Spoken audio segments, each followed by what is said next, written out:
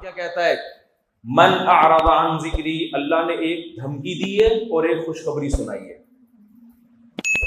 अल्लाह ने कहा मन अअरज़ अन ज़िक्री फ़इन्न लहू मईशतन ज़ंका, जो इस्लाम पे नहीं चलेगा, इस्लाम को ओढ़ना बिछोना नहीं बनाएगा। पहली तो अल्लाह ने धमकी दी, तमाम तर तरक्कियों के बावजूद उसकी जिंदगी को उस पर तंग कर दूंगा मैं। एक इंसान जेल में तंगी महसूस करता है, वो समझ में आती है। एक खुले मैदान में तंगी महसूस कर रहा हो तो ये खुले मैदान का फॉल्ट नहीं है, ये इसकी अपनी खोपड़ी का बोलो फॉल्ट। अल्लाह कहते हैं जो इस्लाम को फॉलो नहीं करेगा ना, सुकून के तमाम तर असबाब होंगे, इसके बावजूद उसकी खोपड़ी में सुकून नाम की चीज बोलो नहीं हो। आज ये दुनिया में नजर आ रहा है। अल्लाह कहते हैं नहीं, उसको सुकून नहीं मिल सकता। क्यों? उसकी एक साइंटिफिक लॉजिक भी है। बताओ, नेचर पे चलने में सुकून है या नेचर से बगावत में सुकून है? शेर की नेचर क्या है? गारों में रहना।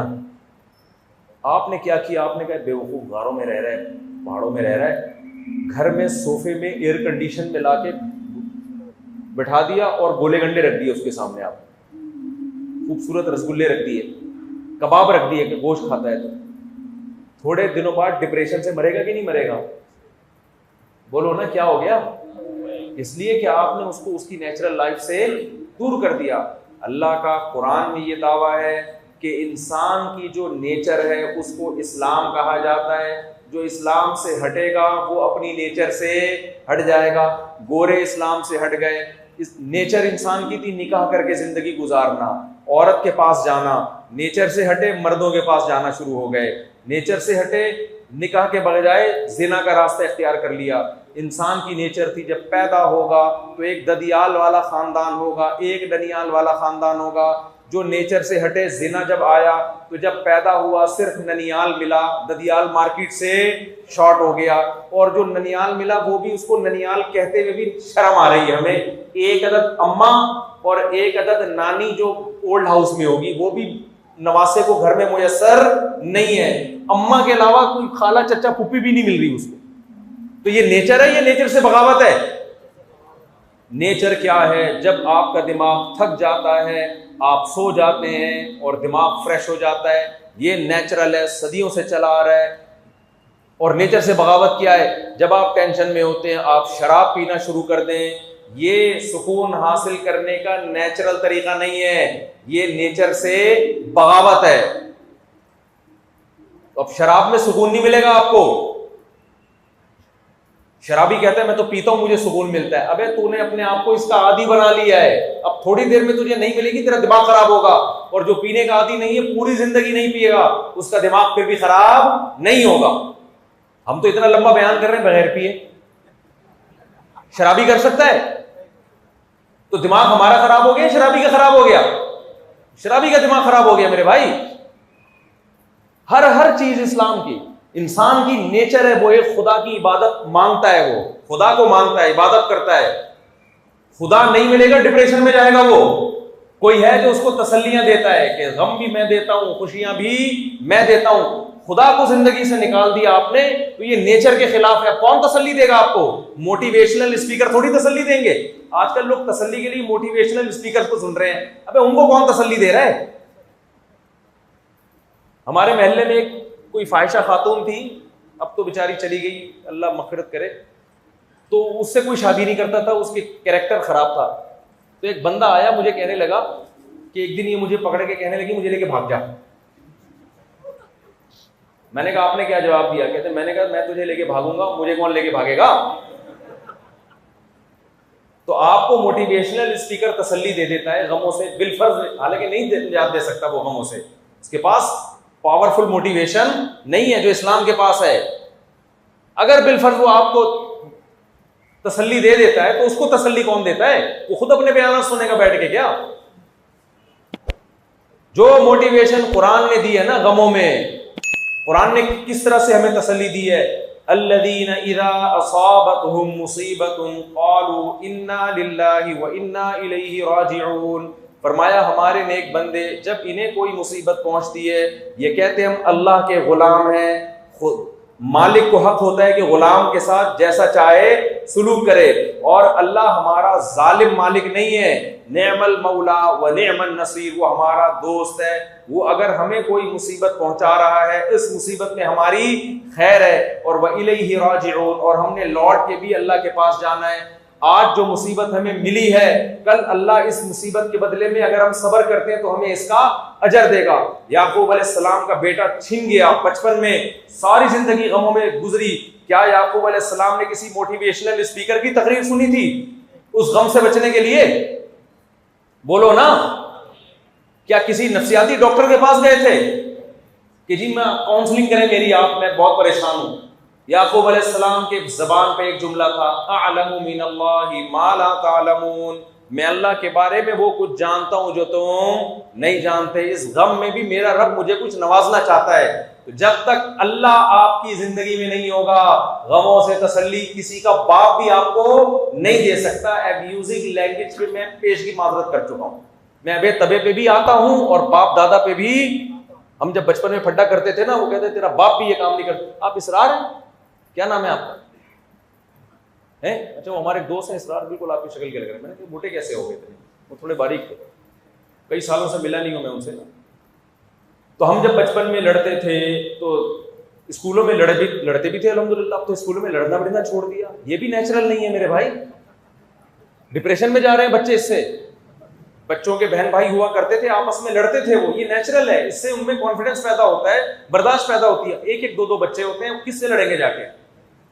लिहाजा वो छुई मुई बन जाते हैं।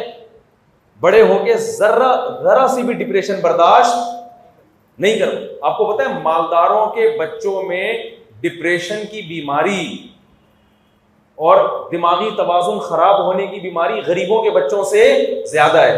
क्यों? उसको कोई टेंशन ही नहीं मिलती कभी, ना कभी डांटा, ना कभी मारा अम्मा ने, ना कभी डांटा, कुछ भी नहीं। हर ख्वाहिश पूरी हो रही है। बच्चे की ऊपर की सेटिंग क्या हो जाती है? आउट। गरीब का बच्चा बात बात पे मां से चपेट खाता है।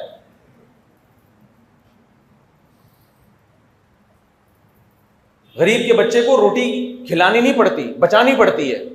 और मालदार के बच्चे के लिए माएँ पहले दो दो रकअतें पढ़ के मन्नत मांगती है, अल्लाह इसको रोटी खाने की तौफीक अता फरमा दे। उसके बाद जाके बड़ी मुश्किल से खाता है वो।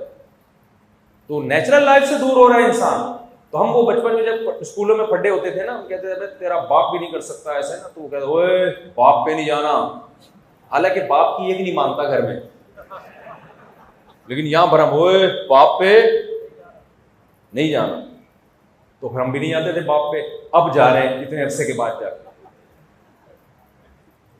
तो वो धमकी नहीं देगा ना हमें। तो मैं आपसे कह रहा हूं कि जो मोटिवेशनल स्पीकर्स जो मजहब को नहीं मानते, जो मजहब को मानते हैं उनकी बात अलग है। उनके पास आपके गमों का इलाज नहीं है। इंसान को गमों में तसल्ली वो जात दे सकती है जो गम दूर करने में असबाब की मोहताज नहीं। क्योंकि जितने भी लोग हैं वो असबाब के मोहताज हैं। जब असबाब नहीं होंगे तो टेंशन ही होगी ना। साइंस थोड़ी वहां गाइड करेगी।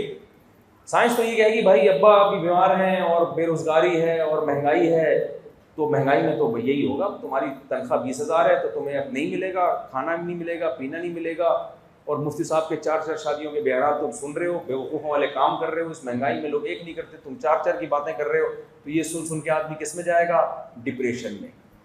मजहब क्या कहेगा? अल्लाहु यबसुतुर रिज़्क़ लिमन यशाउ व यक़दिर, अल्लाह जिसके लिए चाहता है रिज़्क़ के दरवाजे खोल देता है, जिसके लिए चाहता है रिज़्क़ के दरवाजे बंद कर देता है। वमन यत्तक़िल्लाह, जो अल्लाह से डरता है, युकफ़्फ़िर अन्हु सय्यिआतिही, वमन यत्तक़िल्लाह, वो क्या है भाई आयत? यजअल लहू मख़रजा, जो अल्लाह से डरता है, वयरज़ुक़हु मिन हैथु ला यहतसिब, जो अल्लाह से डरता है अल्लाह उसको ऐसी जगह से रोजी देता है जहां से उसका गुमान नहीं होता। ऐसी ऐसी जगहों से रोजी देता है। तो जो अल्लाह को मानेगा वो इस बात को भी मानेगा और उसकी डिप्रेशन क्या होगी? खत्म। और नजर भी आएगा वाकई ऐसी जगह से रोजी मिल रही है जहां से रिस्क का तसव्वुर भी मुमकिन नहीं था। मुझे नहीं मानेगा, सारे असबाब होते हुए भी उसकी जिंदगी क्या कर दूंगा? तंग, टेंशनों में डाल दूंगा। पड़े हुए लोग आज टेंशनों में, जिस नफ्सियाती डॉक्टर से आप इलाज करा रहे होते हो ना, वो बेचारा खुद अपना इलाज किसी और डॉक्टर से कराता है थोड़े दिनों में। सारे डॉक्टर एक जैसे नहीं होते, कहीं आप सारे डॉक्टरों से बदगुमान हो जाएं, नहीं है। कोई कोई माकूल हल किसी के पास नहीं है। और जो अल्लाह के हुक्म पे चलेगा, मैंने कहा था ना, एक बड़ी खतरनाक धमकी है कुरान में और एक बेहतरीन खुशखबरी है। वो क्या है? अल्लाह फरमाते हैं फलनुहयियन्नहु हयातन तय्यबा। इससे पहले वाला लफ्ज क्या है? हाँ, मन अमिला सालिहन मिन ज़करिन औ उन्सा व हुवा मुमिन, जो नेक अमल करेगा चाहे मर्द हो या औरत, बशर्ते कि अल्लाह को मानता भी हो। क्योंकि नेकी गोरे भी करते हैं लेकिन अल्लाह को मान के नहीं करते। वो किस कहते हैं, एक अच्छे इंसान के लिए जरूरी है कि वो सोसाइटी में अच्छे काम करे। समझ में आ रही है? दिल न दुखाए किसी का। उनकी नज़र में एयर होस्टेस बहुत अच्छी है क्योंकि सबसे अच्छे अखलाक से पेश आती है। इस्लाम की नज़र में अगर वो अपने अब्बा अम्मा से भी उसी तमीज़ से पेश आती है तो बहुत अच्छी है वो। अगर अब्बा अम्मा से उस तरह से बात नहीं करती, मियाँ से उस तरह से बात नहीं करती, तो अल्लाह की नज़र में वो अच्छी, बोलो, नहीं। तो अल्लाह कहते हैं जो मेरी याद से एराज करेगा, हाँ, जो नेक अमल करेगा, वहुवा मुमिनुन, बशर्ते के मोमिन भी हो, फलनुहयियन्नहु हयातन तय्यबा। इतना बड़ा दावा कर लिया ना कुरान ने। उफ, कुरान कहता है कि मैं कसम उठा के कहता हूं, लाम ताकीद के लिए और नून भी ताकीद के लिए, हम जरूर 3 दफा जरूर का लफ्ज लगाया अल्लाह ने। लाम ताकीद, नुहयियन्ना में नून ताकीद सकीला, दो ताकीदों का फायदा देता है। यानी अल्लाह कहते हैं फलनुहयियन्नहु हयातन तय्यबा, हम जरूर बिज़रूर उसको अट्रैक्टिव जिंदगी देंगे, पुरकशिश जिंदगी देंगे, पाकीज़ा जिंदगी। पाकीज़ा का मतलब वो पाकीज़ा जिसमें अट्रैक्शन हो। देखो, जब साफ सुथरे कपड़े पहन के इंसान पाकीज़ा नहा धो के आता है तो अट्रैक्टिव हो जाता है ना वो। कल मैं घर